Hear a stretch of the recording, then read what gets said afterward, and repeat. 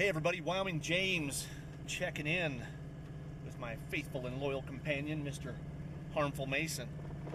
So we are headed out here. It's about midday, and I don't know if you can see it out there behind Mason, but we got dumped on. So we ended up with about a foot, just over a foot, I think, of snow in town, and probably a little bit more up here in the foothills. So Mason and I had to go do some snow removal right off the bat this morning, so we spent the morning doing that. And now that we're done with snow removal, it's time to play. So we're gonna head up in here and make a few stands, see if we can't make the most of this. It's quit snowing. It's just, I mean, there's a flurry every once in a while, but it's for the most part quit snowing. So we're gonna go up in here and hopefully we can have a little luck, but stay with us.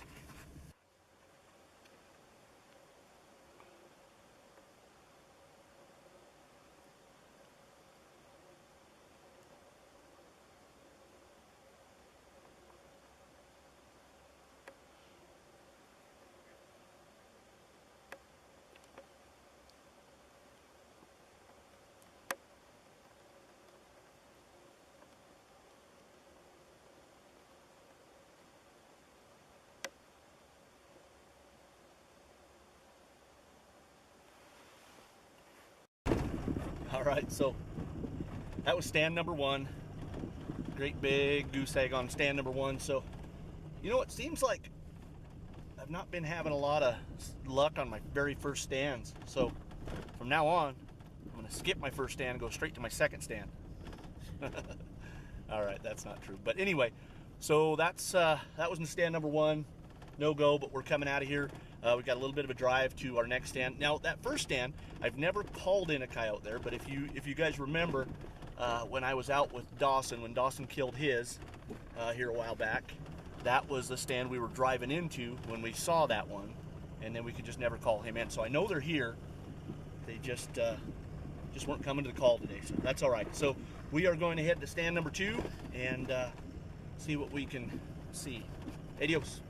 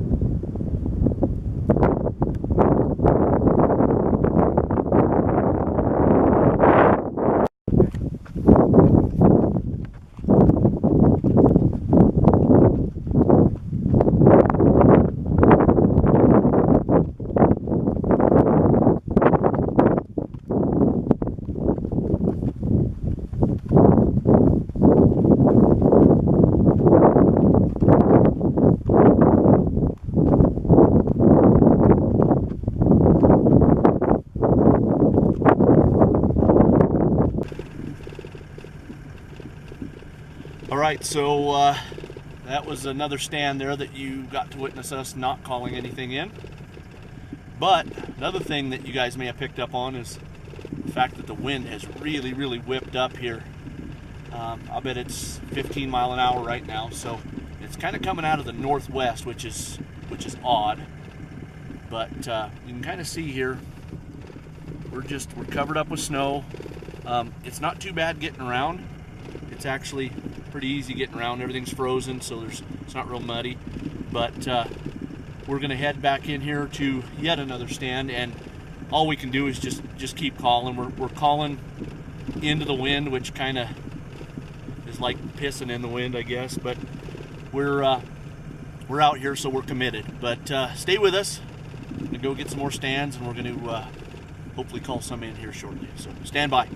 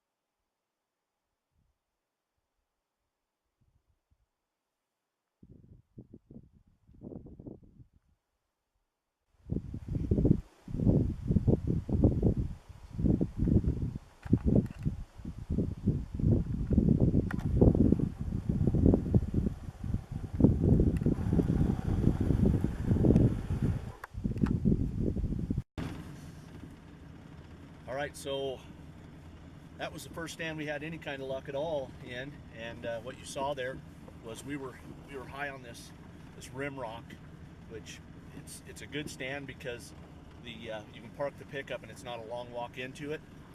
So we parked the pickup, walked in there, and started calling. Saw some deer down in that bottom, and they were acting weird.